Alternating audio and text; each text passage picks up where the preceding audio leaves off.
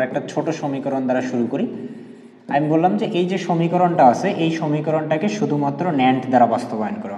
এই ধরনের প্রশ্নগুলো তোমরা ফেস করবে, এগুলো পরীক্ষা অবশ্যই আসে। যে কোনো একটা সমীকরণ দেয়া থাকতে পারে অথবা চিত্রের মাধ্যমে দেয়া থাকবে, তোমাকে বলবে যে উদ্দীপকের চিত্রে যে সমীকরণটি পাওয়া যাবে সেটাকে ন্যান্ড দ্বারা বাস্তবায়ন করো। তুমি ন্যান্ড বাস্তবায়ন করতে পারলে যেভাবেই প্রশ্ন আসুক না কেন তুমি তার অ্যান্সারটা করতে পারবে।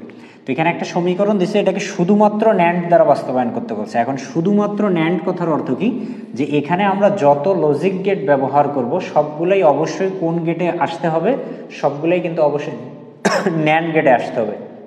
ন্যান্ড ছাড়া এখানে আর কিছু কি নেওয়া যাবে না, অন্য কোনো গেট নেওয়া যাবে না। এখন কোথাও যদি আমি ন্যান্ড প্রকাশ করতে চাই তাহলে সেখানে আমাদের কি কি থাকতে হয়, অ্যান্ড থাকতে হয় এবং নট থাকতে হয়। তো আমাদের এই যে সমীকরণটা দিছে এই সমীকরণে মাঝখানে এখানে কি আছে বলো দেখি। মাঝখানে এই চিহ্নটাকে আমরা কি বলে থাকি, মাঝখানে এই চিহ্নটাকে বলা থাকে হচ্ছে অর। কিন্তু আমাকে আলটিমেটলি প্রকাশ করতে হবে কিসে, আমাকে কিন্তু আলটিমেটলি প্রকাশ করতে হবে ন্যান্ডে। আর ন্যান্ডে প্রকাশ করতে গেলে সেখানে অবশ্যই কি থাকতে হবে, অ্যান্ড থাকতে হবে। তাহলে এই যে মাঝখানে অরটা আছে এই অরের আমার কিন্তু কোনো প্রয়োজন নাই। আমাকে এই অরটাকে কিসে পরিণত করে নিতে হবে, আমাকে এই অরটাকে অ্যান্ডে পরিণত করে নিতে হবে। এখন গত ক্লাসে কিন্তু আমি তোমাদেরকে জানাইছিলাম যে যখন কোনো একটা সমীকরণ কি করার প্রয়োজন হয়, চেঞ্জ করার প্রয়োজন হয়, সেটা কিভাবে চেঞ্জ হয় মনে আছে?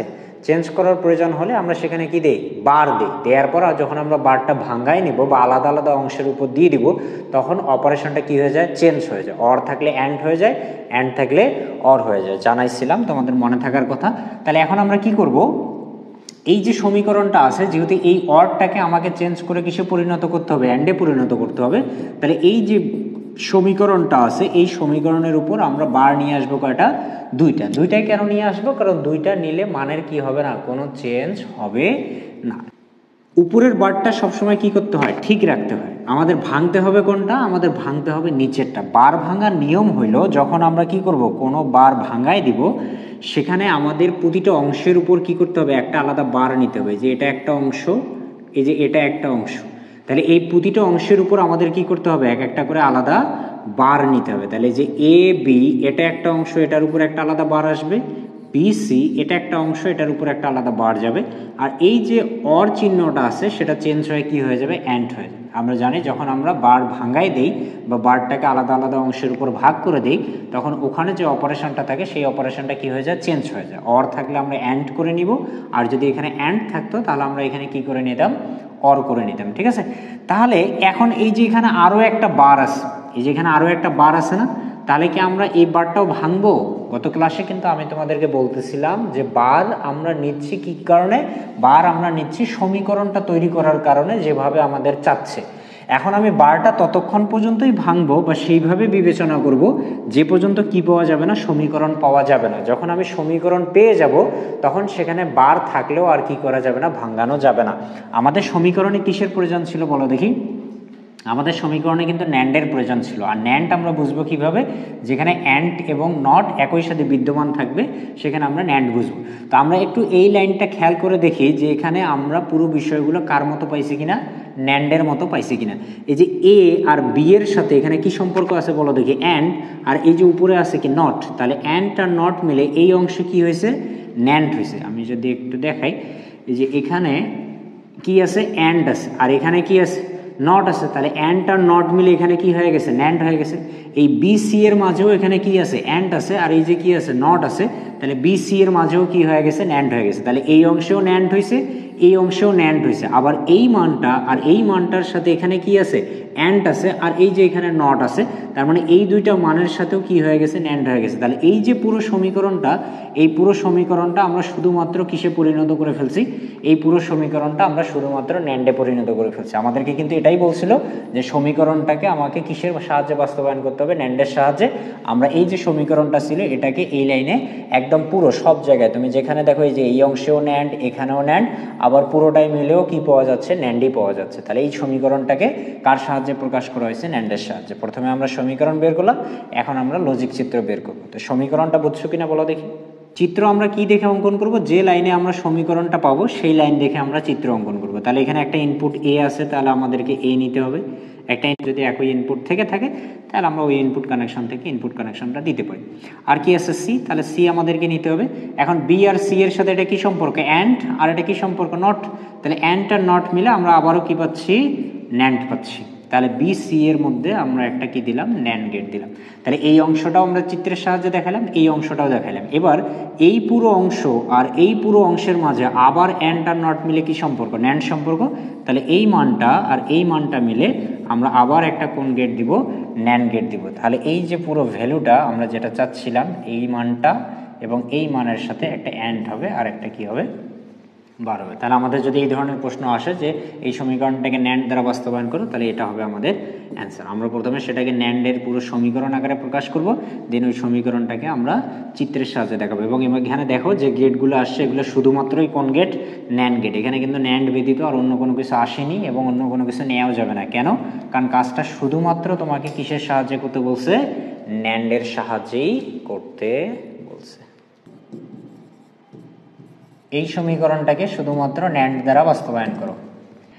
ন্যান্ড আমরা বলতেছি কোন কোন গেটের সমন্বয়ে হয়, ন্যান্ড আমরা বলতেছি অ্যান্ড গেট আর হচ্ছে নট গেটের সমন্বয়ে হয়, তাই না? তার মানে এই সমীকরণটাকে যদি আমরা ন্যান্ড আকারে প্রকাশ করতে চাই, তাহলে এর সব জায়গায় আমাদের অ্যান্ড থাকতে হবে এবং একই সাথে কি থাকতে হবে, নট থাকতে হবে।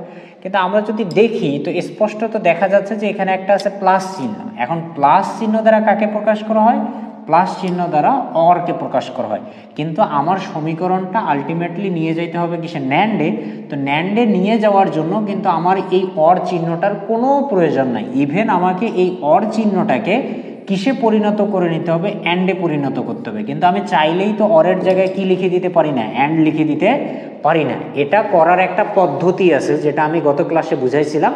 যে পদ্ধতিটা হচ্ছে যখন আমাকে কোনো অপারেশন চেঞ্জ করতে হবে, অর্থাৎ কোথাও অর আছে আমাকে অ্যান্ড করতে হবে, কোথাও অ্যান্ড আছে আমাকে অর করতে হবে, তাহলে একটাই উপায়, কি উপায়, যে সেখানে আমাকে প্রথমে দুইটা বার নিয়ে আসতে হবে। আমি দুইটা বার নিতেই পারি, কেন?